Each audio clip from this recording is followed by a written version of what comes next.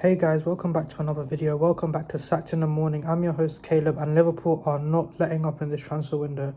So I already spoke about the links of Alexander Isak yesterday.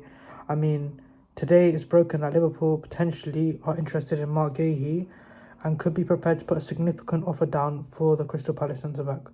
Guehi has 1 year left on his Crystal Palace contract. Obviously, he was the subject of interest from Newcastle United last summer. I think 4 bids went in, potentially up to 65 million.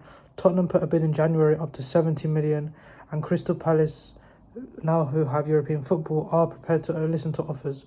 According to Fabrizio Romano today, Ousmane Diomande, those talks are underway and he is open to a move to the Premier League. He's open to a challenge abroad.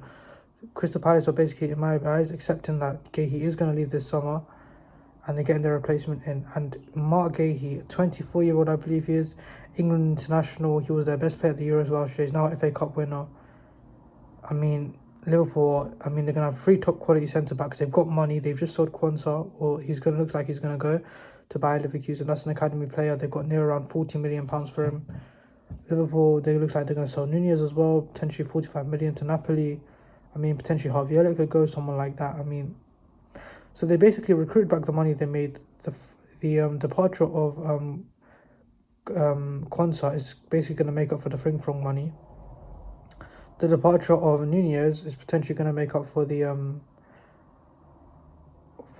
signing of Kirkes. So Liverpool basically, in terms of their net spend, is absolutely incredible. They basically only spent money on Florian Wirtz. They're looking for Isak, and they could potentially be looking at Mark Guehi as well. Do I think this is the right move for Liverpool? Yes, I do. Looks like Konate has 1 year left on his deal. He could potentially be the subject of another Trent saga in the sense that he's going to run his contract down. Apparently, contract talks have stalled. I'm not 100% sure what's going to happen there.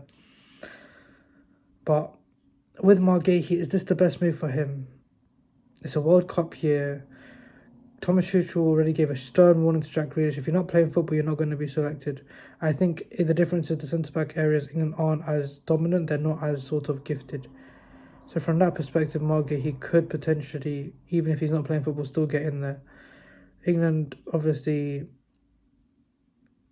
if you look at top quality centre-backs England have, we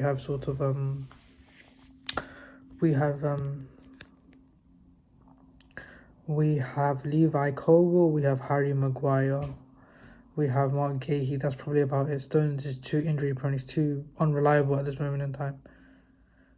Branthwaite, it doesn't look like he's going to get picked unless Everton start to work their way up the league, or maybe he goes to a better club.